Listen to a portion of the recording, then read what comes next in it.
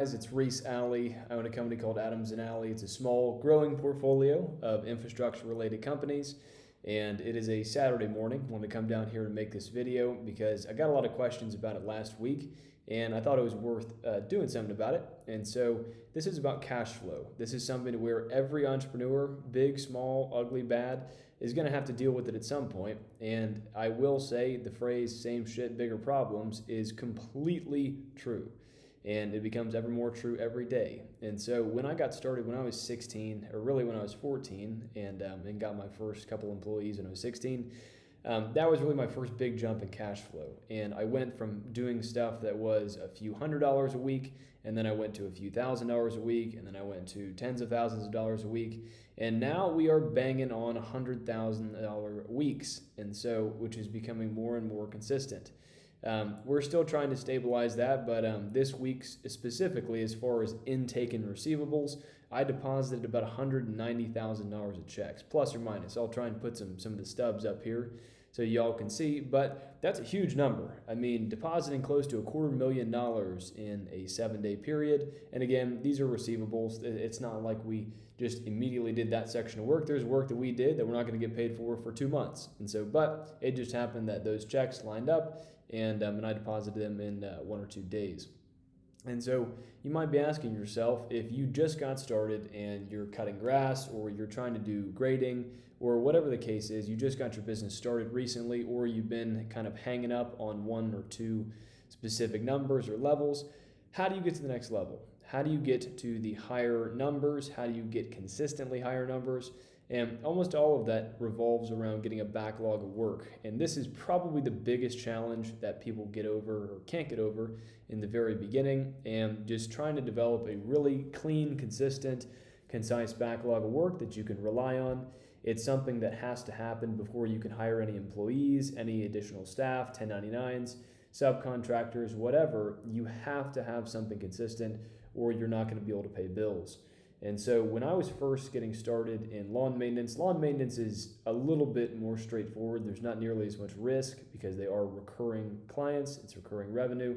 But if you're on the inside or the install side of things, whether you're doing home remodeling, construction related activities outside, whether that's walls, grading, excavation, I do a lot of drainage. And so it all kind of goes with the same strategies. But what do? So you're getting started and you're trying to get the backlog, and you've got 1 or 2 jobs, and they're kind of here and there, sparse, especially if you're an install or any kind of larger ticket items. It's going to be fewer sales, farther spaced out. And so relative to a lot of little sales that are close together, which there's nothing wrong with either one. I have sort of moved away from smaller ticket items.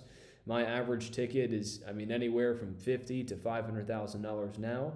And right now, some of the jobs we've got open are a $642,000 project, a $525,000 project, about a $750,000 project, and then a $250,000, a $120,000, and stuff like that. And so we're right at about a little under $2 million, I think, in open work, which is great, but there is also a lot of problems that come with that. But not to get too off topic, how do you develop that backlog of work? So you're getting started, you've got these jobs coming through, and I think the biggest thing is you need to pick a handful of ways that you are going to generate business. And so there's a lot of different places.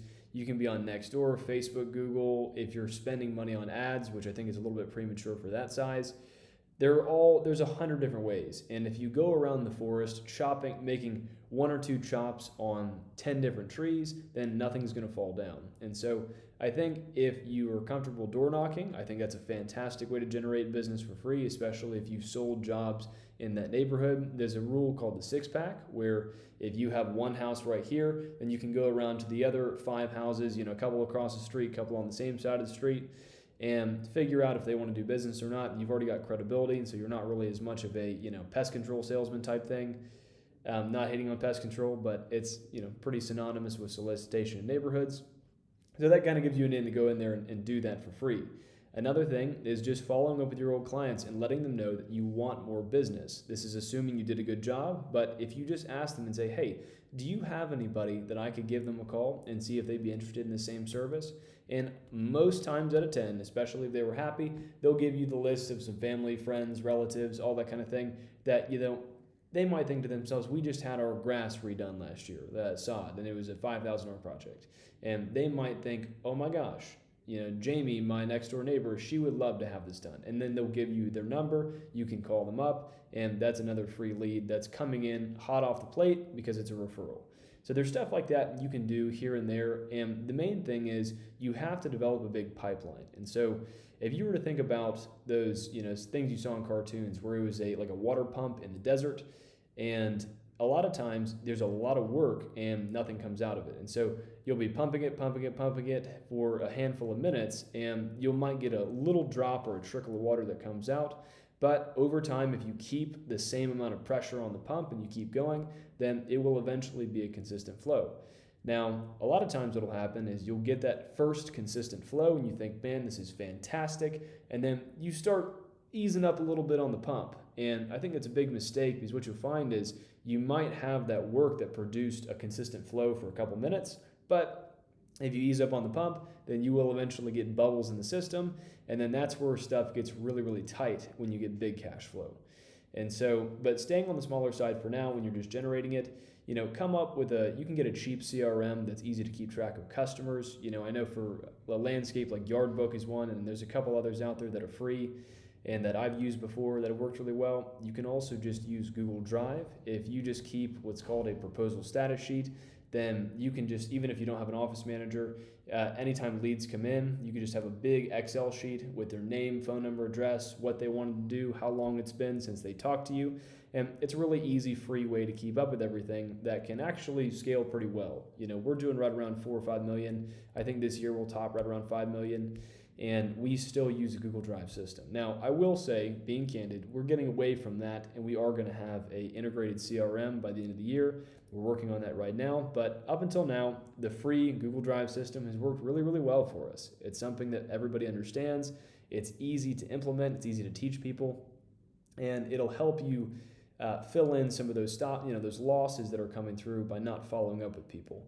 And so, the same thing is if you're going to fill a bucket full of water, if there's a hole in the bottom, then you're wasting a lot of time. And I think if you're not following up with people on a consistent basis, I typically do once every 15 days or every 30 days on some of our larger clients. Being honest, I still get behind on it sometimes too, but in the beginning, it is extraordinarily important. And when you're really kind of fighting for every next job you've got to send guys to, you have to stay on top of it. And a lot of times, someone might... if you turn in a $10,000 bid, many times out of 10, this is a whole nother video worth of content, you want to make sure that what you sent them as a bid is actually what they wanted. And so there's a lot of times to where you send out a bid and you never hear back from them. You think, man, the price was too high, or there was something wrong with it. But many times they might have really desired the $6,000 of work that was embedded in the $10,000 of work, and then there was that extra $4,000 that they really didn't want, but they thought that it had to be that way because you wrote the contract, and they think, well, I really don't want to do this part, but I really want to do this part. But the other guy that bid this project, he bid that stuff at $8,000, but it doesn't include the extra $4,000 that he charged $2,000 for in his contract. And so if you call them up and say, hey, I just want to go over this bid for you, do you have 10 minutes to give me some feedback? And most of the time they'll say yes. And when you're going through the line items, you can discover what's called a black swan. And so something that if you'd known at the beginning could have made the difference in the deal. And then you can go back, edit that out of the contract, send them back the $6,000 project, and then all of a sudden they love you and they say, oh, this is fantastic, and they go with the project. And so you wouldn't have figured that out if it wasn't, if you hadn't gotten on the phone with them and explained that kind of stuff. So moral of the story, follow up, be consistent with that, and as cash flow builds and builds and builds, and you consistently go from the 10s to the 20s to the 40s, the 50s, and the 100s, it will get more consistent. But I will say you need to hunker down and do something. There are some services that are very large, that are the jack of all trades, and you could call them the master of all trades, but I think you're kidding yourself because you can't train staff to do 100 different things. It's going to make it very challenging to hire people. It's going to make it very challenging to run the company. And if you're chasing so many different things, it gives you less leverage with customers. And so when you are building that pipeline in the beginning, you're going to be super tempted to want to offer 10 different services or 20 different services or 100 different services. Anything people will say yes to and might need. And you think that by offering more services, you're going to get more jobs because it's casting a wider net. But I promise you that's not the case because, one, it takes a lot of leverage away from you. You're already inexperienced as it is, and people can see that. And so you look really, really desperate. And so if you're a home remodeling person, I would niche down into either just doing roofing, try just doing plumbing work, try just doing drywall, just doing countertops, just doing fixtures and stuff like that, or flooring. And because if you do that and you could go cold call 20 different GCs. And if you tell them that, hey, I'm a roofing, drywall, fixture, flooring, landscape, everything guy, then he's going to look at you like you have 3 heads and he's going to tell you to get off his property. But if you call him up and say, hey, we're the local experts in flooring. All we do is flooring. So whenever you need flooring, give me a call. He is going to be 10 times more likely to put you on his vendor list and getting an invite to the next bid than you would be if you were like, hey, I'm also a GC, and that screams I'm going to get a sub to do it and put 30% on it, not I'm just going to do it myself. Whether that's the case or not, it puts off that vibe. And so be consistent, be specific, niche down, figure that out, and really just get in that rail and then keep going. It's much easier to scale that way. And to my earlier comment, I want to talk about big cash flow because, and again, there are people much larger than me. There are people where the first 30% mobilization draw on one of their jobs is more than the entire top line of my company. So when I say this, take it as a grain of salt. This is my situation right now. But $300,000 or $400,000 a month is really big compared to where I've been. And so I started in high school, obviously. I've scaled from doing $400 a month now to doing $400,000 a month. And I've felt the pain of all of the levels in between. And the same issues that you have when I was describing with a pump, where you let off the lever a little bit and you get bubbles in the system, that is hard when you have 3 employees and you're trying to figure out where to send those 3 guys and you're a little bit tight on work. It is the exact same problem when you have 25 employees and they're all W-2s and your payroll is $20,000 a week and you have a small bubble in your pipeline. And so where do you send guys? What do you do with them? How do you make sure